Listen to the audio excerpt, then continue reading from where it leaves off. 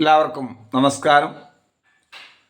ശ്രീമദ് ഭഗവത്ഗീത 3-ാം അധ്യായം കർമ്മയോഗം 25-ാമത്തെ ശ്ലോകം. സക്താഃ കർമ്മണ്യ വിദ്വാംസോ യഥാ കുർവന്തി ഭാരത കുര്യാത് വിദ്വാംസ്തഥാ അസക്തഃ ചികീർഷുർലോകസംഗ്രഹം. ഭാരത അവിദ്വാംസഃ കർമ്മണി സക്താഃ യഥാ കുർവന്തി തഥാ വിദ്വാൻ അസക്തഃ ലോകസംഗ്രഹം ചികീർഷുഹു കുര്യാത്.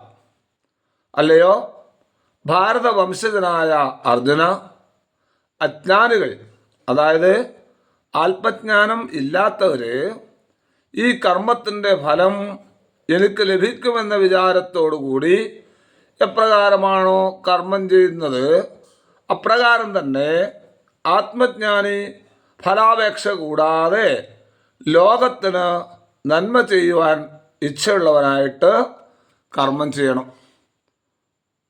അതായത് ലോകത്തിന് വേണ്ടിയെങ്കിലും ആത്മജ്ഞാനി ആയിട്ടുള്ള ആൾക്കാർ പ്രവർത്തിച്ചുകൊണ്ടേയിരിക്കുന്നർത്ഥം.